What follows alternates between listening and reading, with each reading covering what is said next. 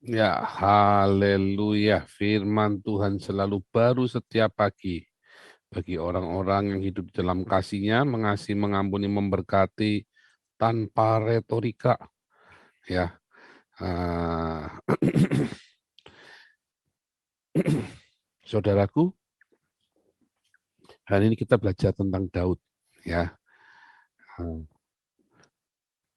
suatu ketika waktu saya masih menjadi full timer di sebuah gereja, ya, saya kan besuk, ya kan, mengunjungi jemaat gitu ya. Terus ada satu jemaat yang saya kunjungi. Anaknya ini malesnya minta ampun, ya. SMA putus sekolah, orang tuanya nggak kaya, tapi anaknya males. Orang tuanya ini hanya ya kerjanya sekedarnya lah gitu ya, tapi orang tuanya rajin. Dia punya anak perempuannya rajin, tapi anak laki-laki ini males. Maunya dia pokoknya nyentrik begitulah.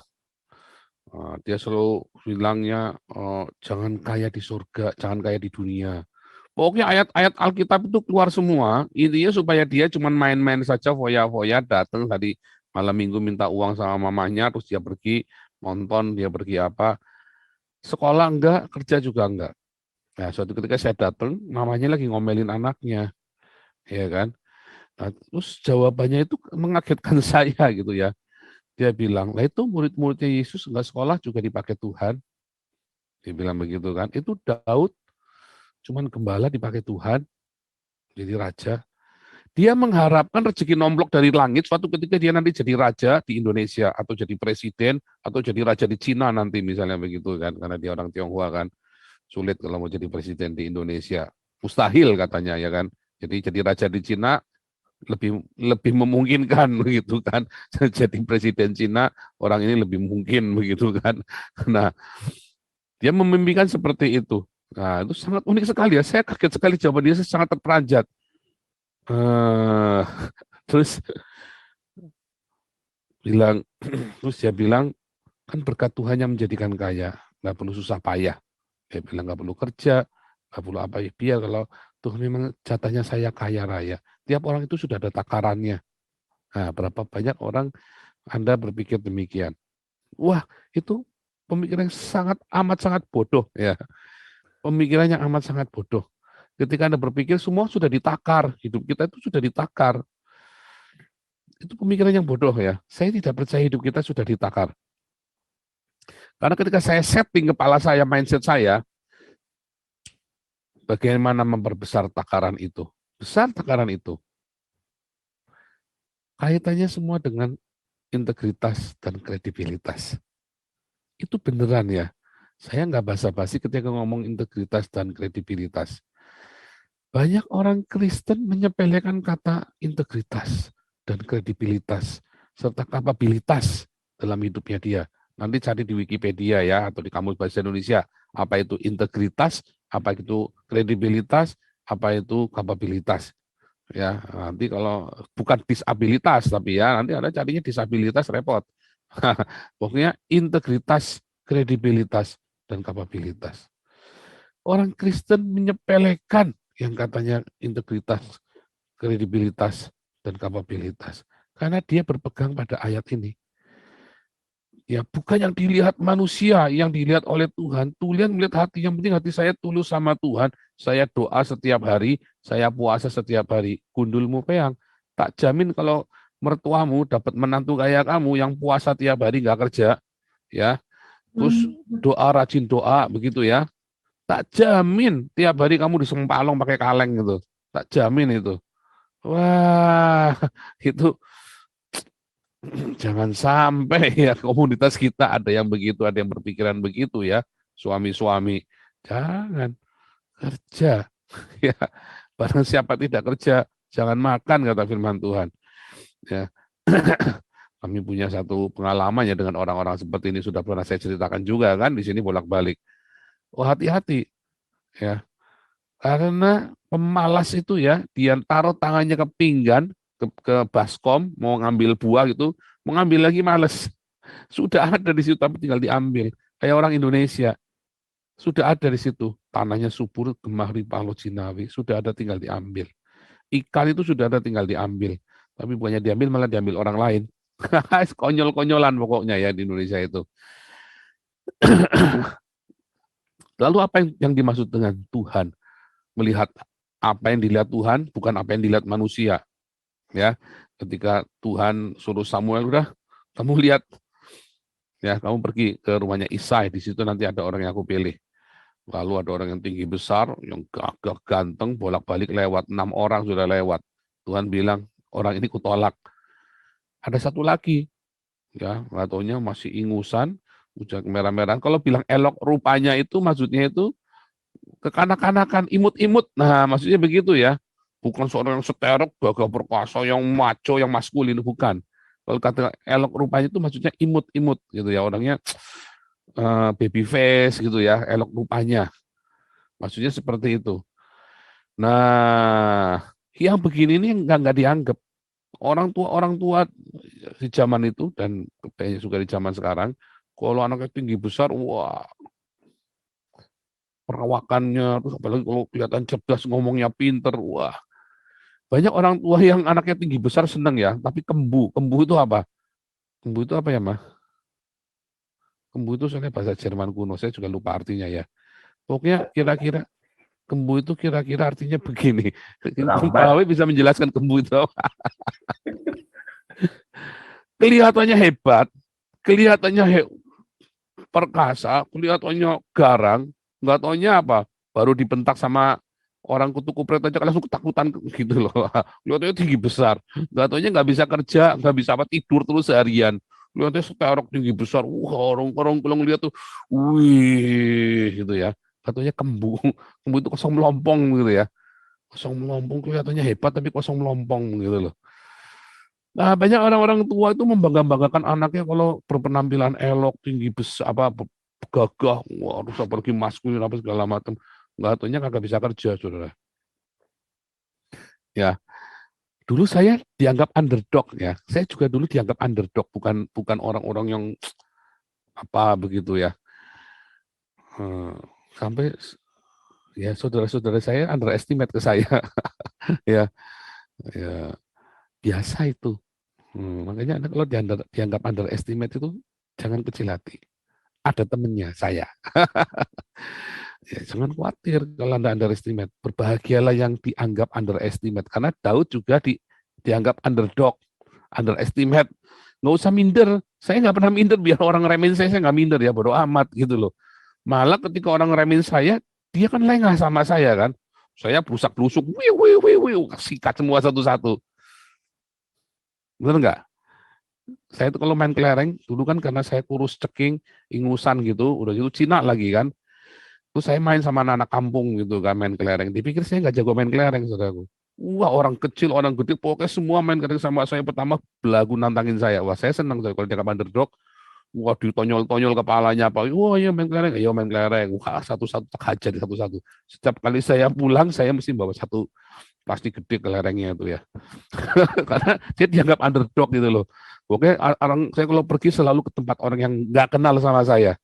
Supaya saya dianggap underdog dan saya bisa ngeletekin mereka main kelereng gitu loh. Konyol sekali ya, itu loh makanya jangan anak saya tak ajarin ya, jangan pernah nganggap remeh orang, hati-hati kamu. Karena pengalaman pribadi, orang yang dianggap remeh orang itu sering kali yang menghancurkan hidupnya kamu nanti. Hati-hati. Jadi jangan pernah nganggap remeh orang. Tapi jangan takut sama orang, nggak usah. Tapi jangan nganggap remeh orang. Yang paling penting itu, jangan nganggap remeh orang. Pokoknya setiap orang equal. Nah, begitu ya. Karena pengalaman pribadi, saya selalu dianggap remeh. Tapi selalu tak habisin itu orang-orang itu ya. Ya, itu saya mulai pede itu gara-gara main gundu itu loh. Jadi, saya baru ngerti kapasitas saya. Oh, saya ini lumayan juga ya ternyata ya. Kalau main gundu ya, cuma main gini-gini doang, anak hantam satu-satu. Dan dijualin ya, saya jualin kelereng itu, saya jualin bisa berjajan kelereng itu. Bisa berjajan kelereng itu ya. Saya dari kecil sudah cari duitnya caranya begitu ya. Main kelereng itu, jualin kelereng itu. Nah, saya ingat ya umur 6 tahun apa 7 tahun itu ya saya waktu itu ya. Saya udah cari uang sendiri main kelereng itu ya. Nah, Daud juga sama ya. Orang anggap dia underdog. Saudara tahu kerjanya Daud, tukang angon domba. cuman bawa tongkat kerjanya tiap hari. Dan waktu itu Daud antara usia 14 sampai 17 tahun. Masih SMP, SMA kan, masih ingusan. Tapi saudara tahu apa yang dilakukan oleh Daud di usia belasan tahun mengembala domba itu? Pertama dia ketemu sama serigala. Takut nggak? Takut pasti. Tapi kepepet, lari dikejar. Kalau Anda lagi di padang belantara, di padang rumput gitu, ada serigala datang, kamu lari dikejar. Wah, kalau ada anjing, jangan pernah lari dari anjing, tambah dikejar. Ya. Kalau ketemu anjing, caranya gimana supaya ini? Duduk, ya. Kita ikut duduk, jangan berdiri. Ya, karena jadi ancaman buat dia. Kalau duduk, nanti anjingnya deket-deket ngecium-cium gitu. Coba deh kalau nggak percaya, dicoba ya. Nah, itu juga tahu caranya gimana dong ketemu serigala. Dia punya cara. Serigala akhirnya dia taklukkan. Suatu ketika bukannya ketemu serigala, dia ketemu sama singa. Dia ketemu sama singa. Bukan serigala lagi, dia hajar lagi. Suatu ketika ketemu beruang, sudah lebih gede lagi, dihajar lagi beruang itu. Jadi dianggap kakaknya yang tinggi besar belum tentu berani ngelawan serigala. Oh, sekarang kalau Anda tanya ya Om Dika itu begitu ada anjing lagi kain-kain begitu dia mau gigit belum tentu Om Dika berani, belum tentu. Saya aja kalau udah anjing udah gigit karena anjing itu hampir tidak kenal rasa sakit kan. Anda gebukin dia tetap nyosor kan kalau dasarnya anjing galak begitu kan. Itu saya bolak-balik digigit anjing dulu tuh pengalaman, makanya saya diajarin caranya kalau ada anjing mau itu gimana caranya. Belajar. Nah, banyak orang tinggi besar takut anjing ya, padahal anjingnya kecil, apalagi anjing Chihuahua itu kan, udah kecil, bawel, cerewet, yang minta ampun, ya kan, gigit lagi ya. Mendingan anjing golden kan, gede, tinggi, besar, tapi bersahabat begitu. Kita datang kita kipit ekornya, kalau anjing Chihuahua udah kecil, cerewet, bawel, gigit, kurang ajar. Udah kita kasih makan aja masih tetap gigit, ya kan. Malah lebih bahaya Chihuahua itu ya daripada anjing besar. Tapi itu ya, Daud ngalamin yang dianggap underdog ini ternyata dia sudah latihan. Tiap hari di padang gurun dia latihan ketemunya gitu. Kedinginan, kehujanan, masuk lembah kekelaman, masuk kabut yang kelam, nggak tahu di depan ada apa. Nggak tahu dicegat sama berapa ekor serigala misalnya kan. Kita nggak ngerti. Nah, para rasul juga dianggap underdog, ya, underestimate dengan para rasul. Orang-orang mengira para rasul itu cuma nelayan. Anda kira cuma nelayan? Nelayan itu Anda belum, kalau Anda pernah lihat orang yang menyelam sampai berjam-jam itu ya, hebat. Dia sampai, ya nggak jam-jamnya, tapi sampai 20-30 menit dia nyelam, hebat sekali kan, dia bisa nahan nafasnya dia loh. Gila tuh saya pikir, wah ini gila nelayan-nelayan yang ini ya, yang memang sudah jago-jago itu ya. Kebetulan kota kami kan dekat nelayan. Nah, itu juga sama ya. Nelayan-nelayan itu kalau yang jago itu memang benar-benar jago loh ya. Dia mentalnya terlatih. Bukan masalah dia harus profesor ya. Aku yakin profesor perikanan sama nelayan yang nggak lulus SD kalau disuruh mancing lebih jago si nelayan ini daripada si profesor ini. Percaya enggak? Wah, beneran ya. Anda mau cari profesor pertanian, ya sama petani yang menghayati kerjaannya, yang sudah pengalamannya sudah tua, sama si profesor ini lebih jago si petani ini loh kalau bercocok tanam. Profesor ini sama-sama nanam belum tentu berhasil si profesor ini, ya kan? Dia cuma bisa menjelaskan dengan bahasa-bahasa yang aneh, nah gitu aja, dengan bahasa-bahasa dewa. Makanya kelihatan pinter, makanya disebut profesor. Bagaimana menjelaskan supaya kenapa tumbuhan ini mati muda? Oh, profesor ini menjelaskan dengan bahasa-bahasa dewa.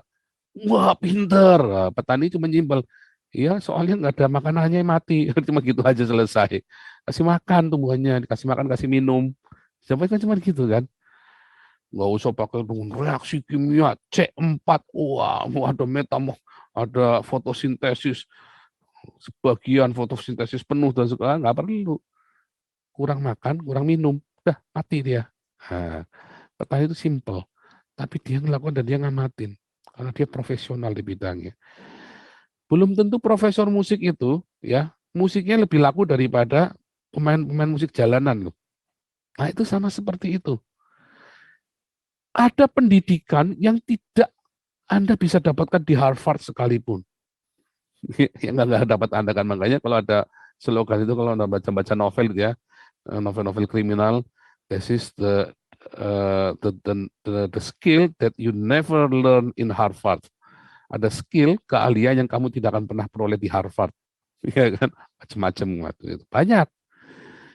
Anda pikir Harvard itu yang paling hebat? Enggak. Sekolah kehidupan. Itu yang paling hebat. Ketika Daud masuk dalam sekolah kehidupannya Tuhan, oh itu keras sekali. Orang boleh meremehkan dia, tapi mentalnya jadi. Di tengah di, di tengah padang belantara, anak belasan tahun sendiri, dia bawa domba, kambing domba bapaknya sendirian. Belum ada rampok. Oh itu kalau mau ngerampok itu mereka bisa bunuh gembalanya loh. Oh, ada serigala, ada singa, bisa lari gembalanya, ditinggal dombanya. Tapi dia bilang, Daud bukan gembala upahan. Ditungguin sama dia. Hebat ya. Wah, ngeri saudara. Yang paling serem lagi, saudara, di dalam lembah kekalaman. Dia tuntun domba-dombanya. Dia udah siap di depannya, tiba-tiba ada serigala atau singa atau beruang. Udah siap dia. Ya kan? Para nelayan ini juga murid-murid Yesus. Yesus mengajari dengan satu persatu. Kapan pelajaran yang paling penting saat gagal?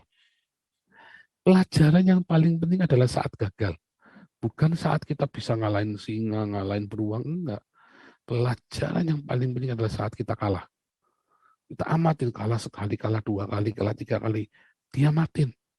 Yang penting jangan jadi pecundang. Ya kan? Ayah saya waktu mau meninggal, dia bilang, karena kamu nggak dapat apa-apa lagi, sudah cukup. Kamu sudah lebih pintar. Oh enggak, Pi. Tapi gagal.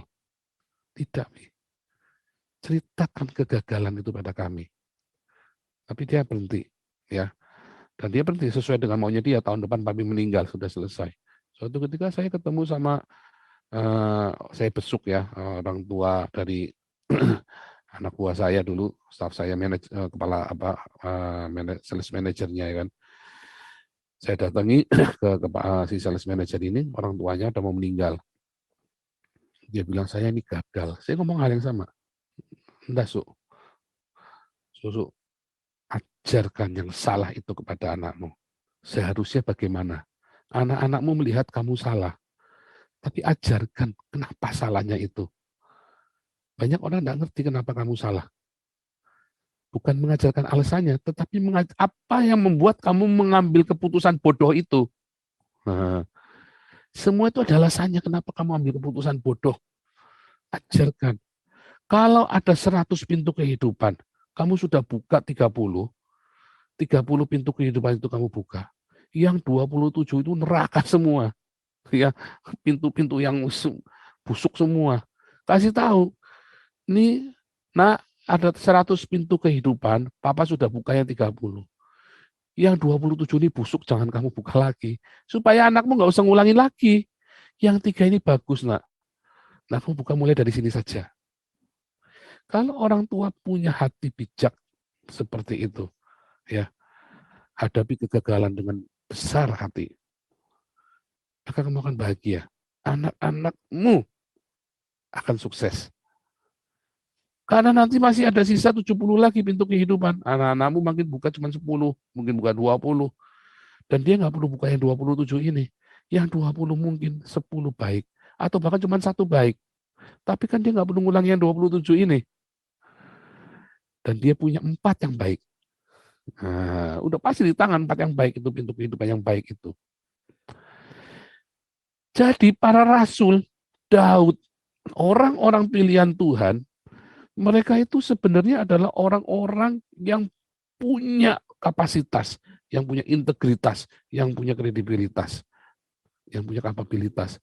Tapi mengapa selama ini mereka tenggelam seperti tenggelam? Karena Tuhan belum bukakan. Remanya itu belum diklik gitu loh. Sehingga dia nggak ngerti. Tetapi itu dibangun. Yang namanya integritas, kredibilitas, kapabilitas itu dibangun sehingga menjadi kapasitas dalam hidupmu. Itu dibangun.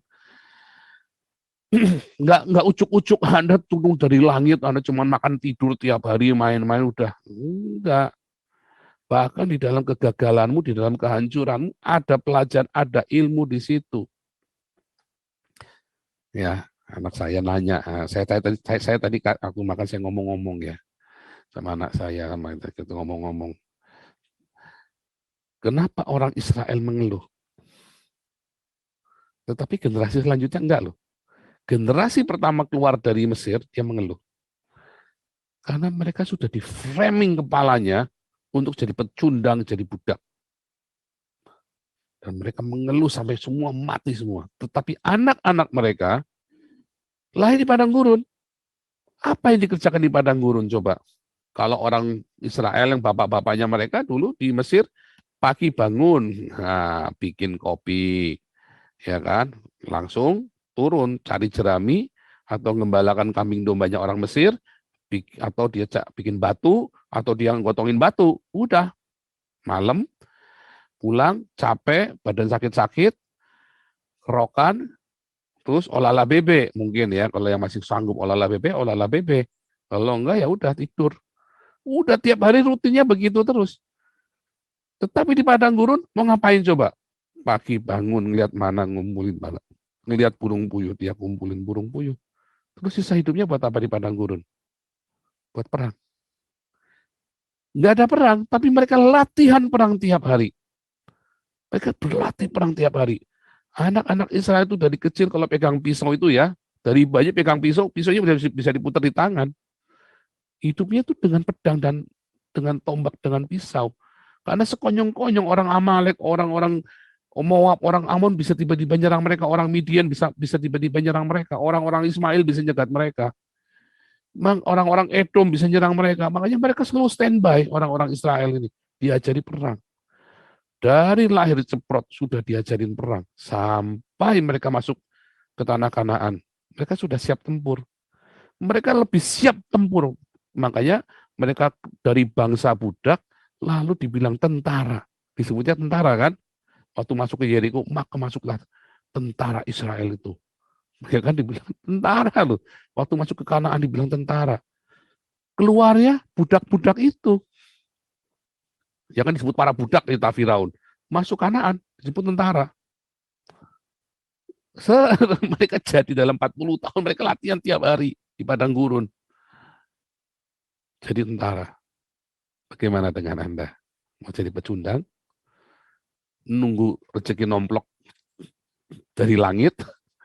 Atau Anda akan fight, latih dirimu?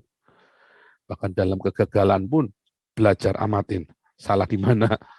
Catatin terus. Anda kegagalan juga sebuah latihan. Jangan takut. Mau gagal berapa kali? Ya kan? Mau gagal berapa kali? Jangan takut. Coba lagi. Coba lagi, jatuh lagi, coba lagi. Sampai kamu tahu bagaimana bangun nggak sakit.